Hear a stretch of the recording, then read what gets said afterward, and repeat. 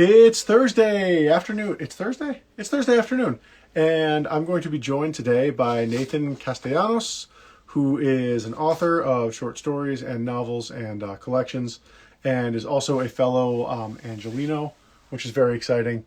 So I'm going to be talking to him over this crazy medium, but he is right down the street from me, relatively speaking, considering that most of the people I interview seem to be from the UK. So Nathan has just joined. He's going to jump on as soon as he can. He is requesting it. I will accept his go live. So I'm very excited to be talking to Nathan Castellanos about all things writing. Hey, We'll certainly also talk about Los Angeles and what it's like to live here and write here and all that stuff. Nathan, hello, welcome. hi, how you doing? Uh, I'm hanging in there, just pandemic style. Did you get your vaccination yet? I'm holding out on the one that's just one shot. I don't want to go back time after time after time. My Well, I mother mean, it's works in just the two medical shots, but industry. okay. Yeah. Oh man, yeah, you definitely. I mean, if you can't handle two doctor's appointments to get over a pandemic, but you know what? You do you, and everyone can make their own decision. Just get vaccinated so we can get back to normal life. Although I do really enjoy, not wearing shoes a lot and not having to go to meetings. And I don't know. I think for those of us who are blessed to be able to work from home, this is, not the worst thing in the world. But so Nathan, welcome. We're going to talk about your collection of stories, the Salted Plastic series. And I think you've released two of them. Is that right? Two anthologies? Um, okay. I have got four single issues, and I have one anthology that is just a collection of the first two books. Hmm. But I realized that the context of the story doesn't really hold up too well unless you have all four in one. So I just recently released an anthology that has all four in one book in I think about a month ago. Awesome. Yeah. So it's like four, would you call them like short stories or novellas? Um, the thing is, I'm a big like sci-fi buff, and Hmm. my I was trying to mimic what these authors used to do in the 50s when they couldn't get a full book covered. They would publish a short story in small segments in these old sci-fi pulps. And then when they got famous, they would put them all and condense into one big novel. So I was kind of We just have a trying to, request. We have a request for you to show the book. Can you show the book? Because oh, I don't have a copy of it. okay, I'm gonna show the anthology, the one I was just talking about. Awesome. This one is you could see it's like a lot downtown, obviously. This was Oh, during nice. the fires that were happening last year. I mean, I put a red filter Whoa. on there because I wanted it to kind of look kind of menacing, and Very I put cool. kind of like these demonic figures on there, which uh, it's a multi-genre book, and I would have to get deeply into why I put them on there. I'm not like that kind of person that grabs an image and like, oh, that looks cool and weird. I'm going to throw it on there for no reason. Nothing is arbitrary in the design. That's awesome. So the book you were saying we were talking about sci-fi and those pulp writers, and LA has a Mhm. great history of those guys. The most famous of whom I should say is probably L. Ron Hubbard, the guy who later went on to find Scientology. But he was Oh a yeah, pulp writer before that, living in Pasadena. yep. Him and what's his name? The guy who started JPL and Aleister Crowley. They were all buddies. They were Yep, all part of the same secret society. I don't think people realize how much Los Angeles is the center of the world. Oh yeah, yeah. I mean, I do a lot of the background research. The biggest author on that would be Mike Davis, and he kind of like lays out the power structures of how the money works in LA. You met And Mike Davis? no, no, I haven't. I love Okay. his books. Yeah. Yeah, me too. So I actually I'm doing a podcast episode with Robert Peterson. Mm. Um, and he's a California, he's currently a California, what is the word? Attorney General. But he had a podcast called The Hidden History of LA for a long time. And his Huh. podcast actually recommended me to Mike Davis's book. We're getting way down the rabbit hole of like Los Angeles history, but whatever. We're gonna do it because why not? But for those of you who don't know, Mike Davis wrote a book called City of Quartz, which is about the history of Los Angeles, and it goes into insane detail about the like just ridiculous history of all of us people living out here in the desert. I should also, to plug my own podcast again. I did an episode. This is my favorite episode. It'll be out in the summertime, but it's with my friend Zach Smith, who's a water lawyer, and we read Cadillac Desert, which is just all about water rights in the West. And we specifically, it goes into great detail about how we, stole all the water from the Owens Valley and brought it to Los Angeles. But yeah, we basically live in what should be a desert, but isn't, because two valleys over is a desert, but it used to not be a desert. Everybody should watch Chinatown. Yep.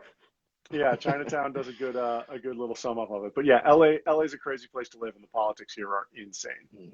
I mean, I delved into Davis's books because, not to jump ahead, but in my books, there are the villains are basically these proto-humans they have no culture of their own, so they eat culture, not literally like through the mouth.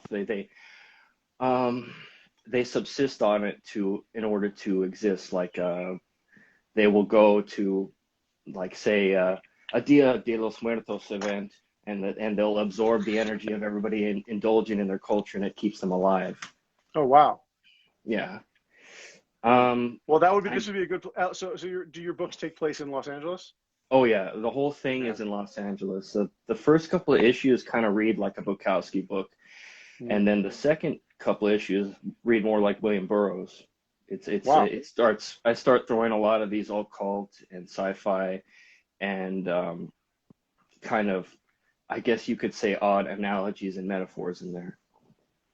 That's awesome. So yeah, the series, for those of you who have joined, is called Salted Plastic, and that's the name of Nathan Castellanos' Instagram handle too, so you can see that. And so what do you your books and your stories are largely about gentrification. Is that correct? Yeah, pretty much gentrification and cultural appropriation. It's Talk to me about tell me about those things and why they're interesting to you and what your experience has been with them. Get ready for a long rant. That's what we look for. I'm going to try to be cordial. Basically, don't be cordial. This isn't a TV show.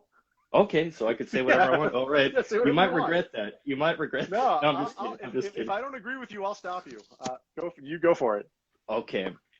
I grew up in Highland Park. I spent my whole life there. About 2017, I got priced out by the rising cost of rent. Around 2003, I noticed a sort of cultural shift. People, I know gentrification I'm gonna stop is you like already. hot. So before you move on, for people who don't live in LA, explain like where Highland Park is, what it was like 30 years ago, what it was like 50 years ago, and what it's like today. Well, I was born in the 80s, so I don't know about what it was like 50 years ago. I'd have to ask my pops. But when I grew up there, it was gangs. You got the avenues and Highland Park, battling and out. My brother and his friends, they'd be skateboarding in the turnaround at high school. These guys would roll up, pull out a gun, give me your boards. You didn't want to walk anywhere but York or Figueroa when you were a kid there. And then all of a sudden around 2003 to 2006, I'm like, where are these rich people coming from? And why are they riding their bike at 2 a.m.? Don't they know they're going to get taxed? It's not funny. It's just. It's a little funny. It's just strange. It felt like I was in the Twilight Zone. I'm like, did the police go around and hand every gang member like $100 and be all, excuse me, can you leave the gentry alone that are moving? Yeah. That I still don't get it to this day. But apparently, the rising crime that's happened since they've been letting a lot of inmates out due to the pandemic is coming back to the area.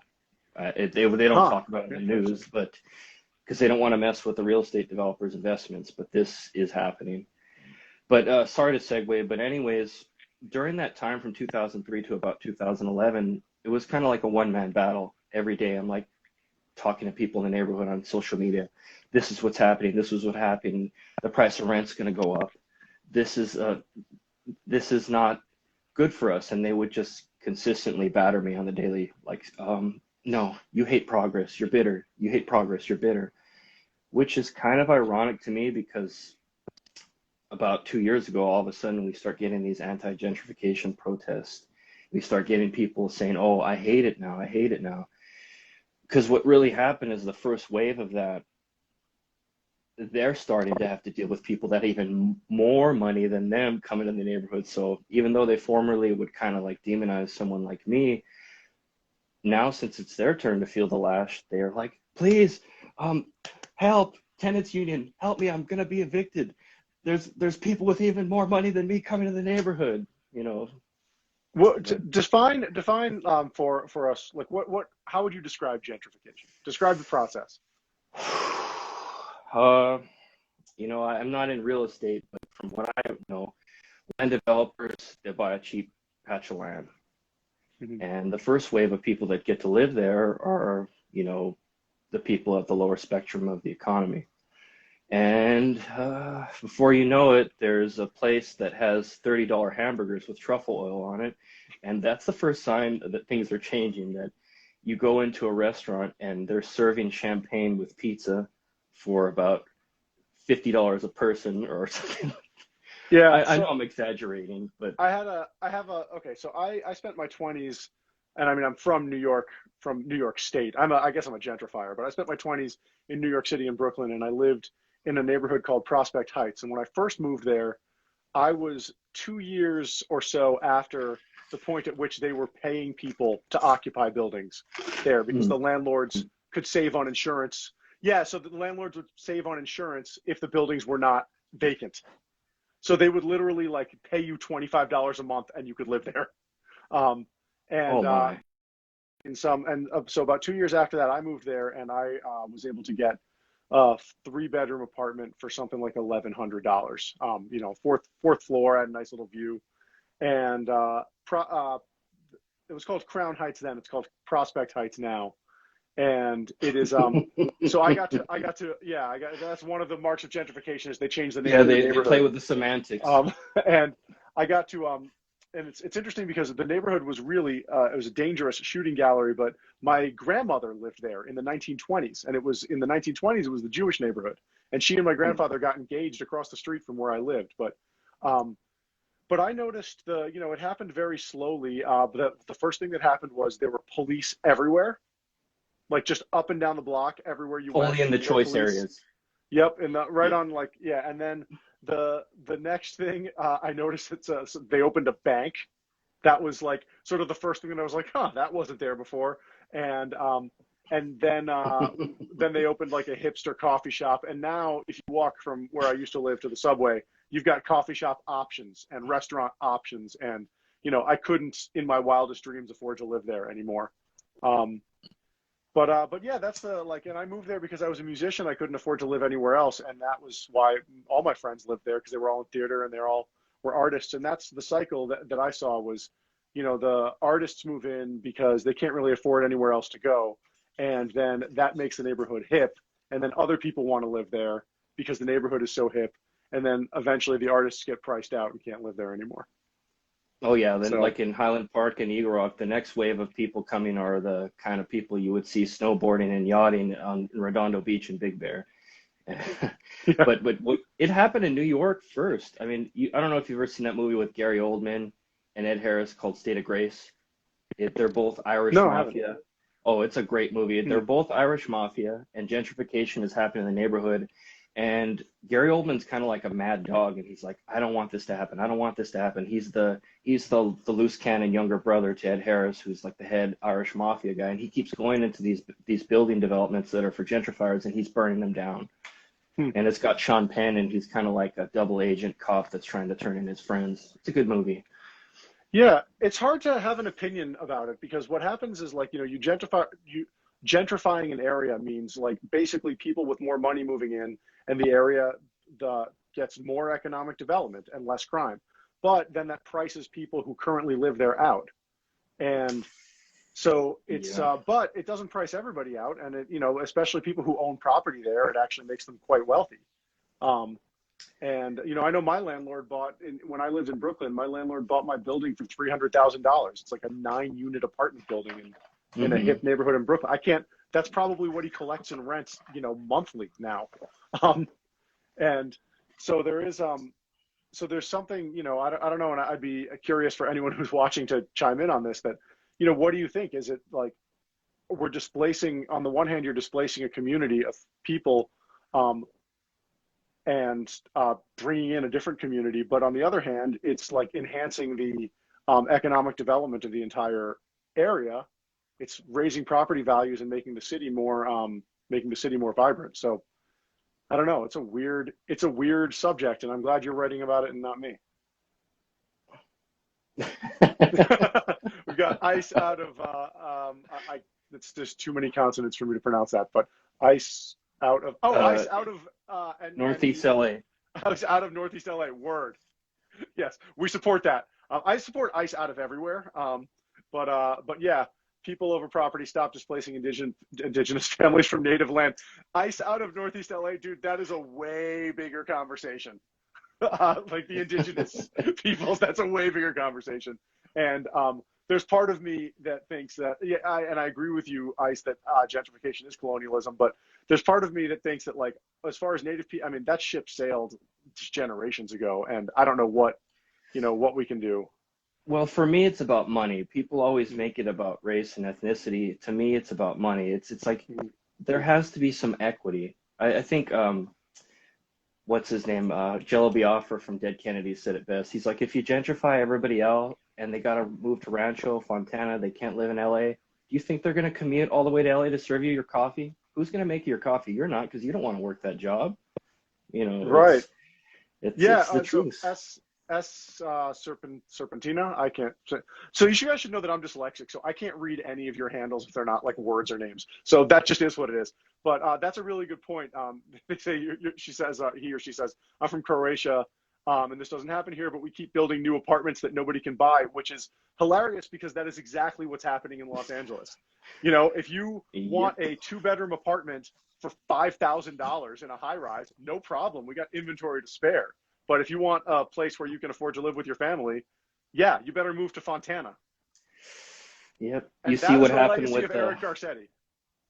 What happened with Jose Huizar? He got dragged away by the FBI, and that building is just sitting there, dormant, worthless, waste of money. For those of you who don't know who Jose Huizar is our city council. So we started by talking about how LA politics was crazy, but so our city councilmen, 2 of them in the last year have been arrested. And I live in CD12, which was Mitch Englander, who got arrested this time last year. And, the only guy who was happy about the COVID pandemic because it displaced the news of the fact that he got arrested and sent to jail. But Jose Huizar over the summer was arrested for taking a bribe. And they actually had raided his offices 2 years ago. And they weren't even following him this time. They were following a Chinese developer who tried to bribe him with poker chips, and the agents were like, "Hey, we know that guy. That was the guy from the case last year." Yep. And my favorite detail is, an LA city councilman earns, I think, $146,000 a year, something like that, and they found in a shoebox $85,000 in cash in Jose Huizar's house. And I don't know about you, Nathan. I do not have like 70% of my annual salary available to me in cash. No. So I don't know what that guy was, but yeah, it's the city is crazy corrupt, and the way that the corruption manifests itself is that we keep doing these huge building projects that are funded by foreign investment, Chinese money, Saudi money, et cetera, because they want to be close to the stars, and it is really a beautiful place to live, but Angelenos can't afford them, and so we have this growing epidemic of homelessness that, I don't think anybody can solve homelessness, but certainly building more luxury apartments is not a step in the right direction. Yeah, especially the fact that the homeless seem to be the people that it's still okay to bash on social media. You don't know how many times I've gone on Facebook, Twitter, Instagram, and I get some gentry person putting a post. I can't stand to see the side of the encampments on the 134X in Eagle Rock. And I'm like, it just infuriates me that they feel comfortable to say that. And I get on there, I'm like, you know what? I'm sorry that you have to see these poor people suffering and living in tents for like the brief 3 seconds you get off on the freeway, but it's not going to ruin your little cocktail party. Well, It's it's interesting, Nathan, that you hear it that way because I also can't stand to see it because I feel like, but like the reason that I feel that way is I feel like we can do better as a society and as a city. Like, well, yeah, you to want me, you we're want to see failing some these good for people. them. Yeah, we're failing these people, and like they shouldn't be living there. And it's not, they shouldn't be living there, and like it's certainly unsightly. I can't imagine, you know, like, but that's not the most of my worries. I mean, like those people are living there. Like looking at them isn't what bothers me. Thinking about the fact that they have to live in those conditions is what bothers me, and that they're, these are our neighbors. They live in the same city as us, and no one should have to live like that. I mean, for those of you who aren't from LA, it seems like we got a lot of sort of West Coasters and Angelinos out here, but it's it's a really gigantic problem. I mean, there's shanty towns functionally all over the place. I live in Chatsworth, which is pretty much as far as you can go and still be in Los Angeles. And Wow. there's tent cities out here too. It's crazy. Now, a lot of politicians are trying to jump on it and make these kind of like Dymaxion like makeshift houses, but Mhm. is it is it a sustainable solution? It in the bottom, I mean, in the final analysis, is people they need medicine, they need education, they need to be taught how to reintegrate into jobs, and it's I mean, I can't speak for them. I've actually I was homeless for about 2 months once in my life when I lived in Really? San Diego. Yeah, I was in the relationship with the wrong person. So It that I don't want happens. to get too into that. I'll talk to you about that over beer if we ever meet someday. Sure. But I want it to be said that as much as I hate cultural appropriation and gentrification, I'm not militant about it. I realize that people invest money in areas and they want to see them come up. But like I said earlier, there should be some equity. You, this is not like some big, huge arcology where it's just for the rich in LA, because if it is, it wouldn't be functional. We'd Mhm. be living in like Tsarist Russia or something, where there's just people at the top and people at the bottom. It's Hey, in Los Angeles, we're kind of getting there. yeah, we I are. mean, there's also, I mean, like I have some relatives from the Midwest, and one of the things we talk about is like, having a $300,000 net worth out in the middle of nowhere in Arizona, like owning your own home and having a job where you get, 75 grand a year is you can live like a king in the Midwest on that. You can Hmm. barely afford an apartment in, in LA if on that. I mean, $300,000, you can't buy anything here. There's nothing you can buy. You can't Yeah, buy a one bedroom apartment for that amount of money. Um, it's crazy. and yeah, and so it's really crazy. Hey, happy Thursday to you too. Person who just said happy Thursday, right back at you. But yeah, this is it's a crazy problem, and the I think that what the homeless people in Los Angeles need the most is for the members of the Los Angeles City Council to give a shit about them and stop stealing money that's appropriated for them. And Yep. that's my 2 cents. That's Um, kind of like the goal of my book is I want to create this dialogue. I don't want to get famous. Well, actually, it would be nice if like someone wrote me a big fat check and made a Netflix show about my book. No, I'm just kidding. But you want a big check? Run for city council. yeah, yeah. But I just want the most like satisfying thing I've heard from my book and from my readers is, oh, I've felt this way for years, but I felt like I can't say it. I can't say it. You've created a language, a dialogue. I'm like, great. Now do something with your own thing. Take your music, take your art, take your literature, do what I'm doing, express it, create a culture. Because, like I've always told my friends that hate the gentrification, hate the cultural appropriation, culture is the whip, politics is the drip. People notice Huh. the real estate development, they notice the politics, but it's really the culture that starts things. If you create a culture of, I know this sounds like it's not connected, but fashion, literature, art, music that surrounds your feelings around anything, then it creates a movement. Mhm. And that's Culture is the whip, politics is the drip. I love it. I love that. I think, yeah, it's that's about as true as you can get. That's some serious wisdom there. That alone makes me want to read all your books right there. Nathan, we have to. I could talk to you about Los Angeles politics and culture and gentrification forever, but I try to keep these lives to a reasonable length so we don't monopolize everyone's time. So I'm going to get to I'm going to get to the final questions. As I do, we have some questions for you already. Anyone else has questions Sure. for Nathan, please put them in the chat. And while you guys are doing that, I'm going to ask you, Nathan, to tell us about two books, one by a living author and one by a dead author that you would recommend people read. Okay. By a dead author, if you want a good laugh, read Robert Anton Wilson's Schrodinger's Cat. He's basically like if you were to take Charles Bukowski and Philip K. Dick and roll them into one. He was a quantum physicist. He was a writer for Playboy. He was kind of like, just read Schrodinger's Cat. It'll make you laugh your ass off. And besides that, can I show the book? Yeah, of I course. mean, as you can see, I have all my books in the background. This is I sort don't of know my why like people. I don't know why office. people come on here and think that I have like rules. You know, it's an Instagram live. You do whatever you want. I mean, clothing is highly encouraged, but you know, other than that, you do and say whatever you want. I can't find it right now, but the other book I was going to recommend was by this fashionista and writer who's kind of like a cultural critic. She does kind of what I do, but she does it way better than me. Her writing just like hits me right in the heart. Her name is Cintra Wilson, Mm-hmm. and the book I want to recommend is called Caligula for President. Ooh, It's I like love that.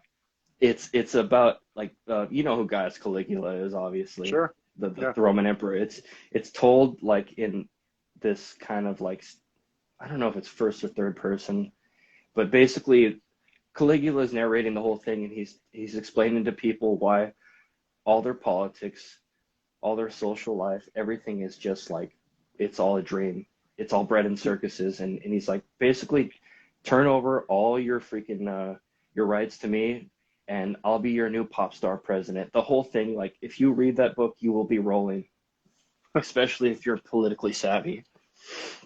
I'm interested. I mean, that is definitely the state of our politics is not dissimilar to the state of the late Roman Republic politics. Yep, But and she says that's a that whole quite nother often that's in a the whole book. nother conversation. It's a whole nother can of worms. But yeah, I always thought that Trump was a little bit like Caesar, except for the fact that Julius Caesar had a lot more going for him. But the one thing that they had in common was that they were both worried about prosecution if they left office. So we'll see. Fingers crossed on that one. And I won't tell you in which direction they're crossed.